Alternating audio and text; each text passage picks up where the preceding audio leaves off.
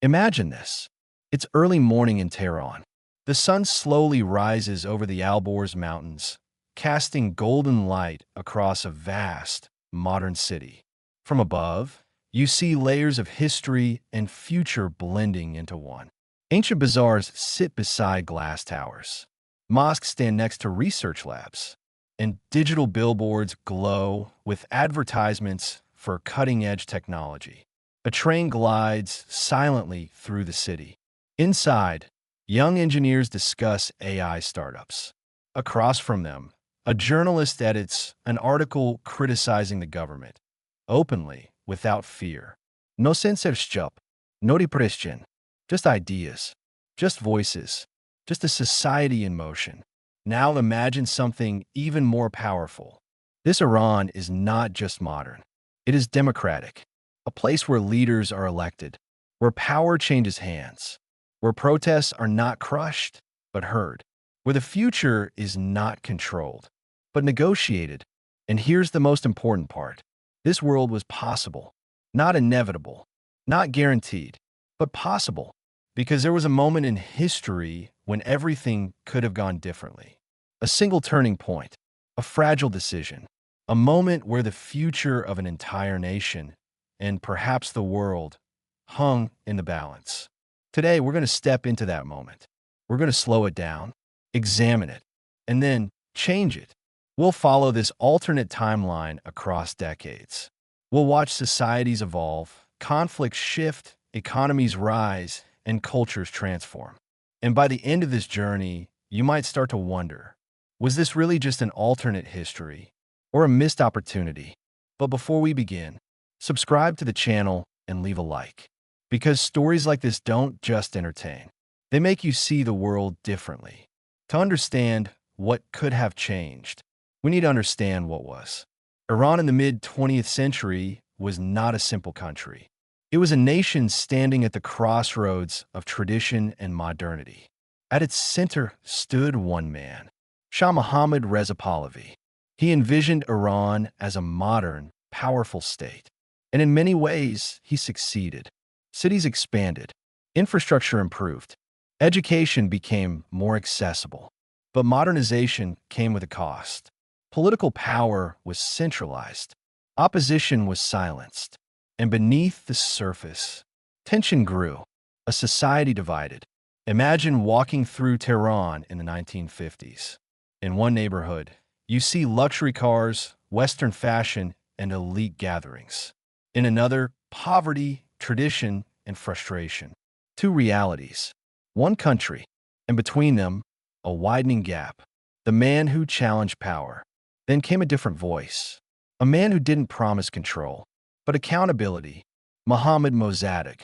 He believed something radical for his time, that Iran should control its own destiny, that its resources, especially oil, should belong to its people. This wasn't just policy. It was a challenge to global power structures. By 1953, tensions had reached their peak. International pressure intensified. Internal divisions deepened. And then, the moment came. The 1953 Iranien coup d'etat. In reality, it succeeded. But in our story, it doesn't. Reimagining the moment. Let's slow this down. Picture a narrow street in Tehran. A group of soldiers stands at an intersection. They've been given orders. But something feels off. Around them, civilians gather. At first, cautious. Then louder. Then unstoppable. Chants begin. People flood the streets. And suddenly, the balance shifts. Orders are questioned. Commands are ignored. And within hours, the coup begins to collapse. The aftermath. Mohammad Mossadegh remains in power. But this is not victory. Not yet. This is only the beginning. The years that follow are uncertain. Democracy doesn't arrive fully formed. It struggles. It stumbles. It almost fails. Internal conflicts. Different political groups compete for influence. Some want reform. Others want control. And some want to return to the old system. External pressure. Global powers don't simply walk away. Economic pressure increases. Sanctions. Diplomatic tensions rise. Building institutions. Despite everything, Progress begins. Elections become more transparent. Courts gain independence. Media expands. A personal story. A young woman in Tehran decides to study law. Not because it's safe, but because it matters. She wants to defend people, to challenge authority, to be part of something new. And slowly, thousands of stories like hers begin to shape a nation. Oil revenues are no longer concentrated. They are distributed, invested, managed. Strategic growth. Iran invests in education systems, research institutions, infrastructure networks, industrial diversification, a new identity. Iran is no longer just an oil exporter. It becomes a manufacturing hub, a scientific center, a regional economic leader, cultural confidence. Artists, filmmakers, writers begin to flourish. Iranian cinema reaches global audiências. Music evolves. Ideas flow freely. In our world, there was the Iranian Revolution, a dramatic shift, a complete transformation. But in this timeline, that moment never comes. Why? Because the conditions never fully form. There is no overwhelming repression, no singular figure rallying mass opposition, no collapse of legitimacy. And so, Ruhollah Khomeini never rises to power. A democratic Iran reshapes the region. It becomes a model, a counterbalance, a bridge, regional effects. Neighboring countries begin to reconsider their own systems. Some experiment with reforms. Others strengthen institutions. Tensions don't disappear, but they evolve. In this alternate present, Iran stands among the world's leading economies. Tehran rivals global capitals. Technology sectors thrive. Education levels soar. A different global landscape. Energy markets look different.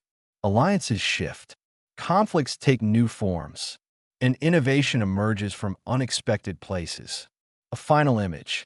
A teenager in Tehran uploads a video. It spreads across the world. Millions watch. And no one thinks twice about where it came from. Because in this world, Iran is not isolated. It is central. History is fragile. It bends around decisions, around moments, around people. The 1953 Iranian coup d'etat was one of those moments. If it had gone differently, everything might have changed. So now I ask you, was this future realistic? Or just an illusion of possibility? Let me know in the comments. And if you want more stories like this, subscribe and leave a like. Because history is full of moments where the world almost became something else.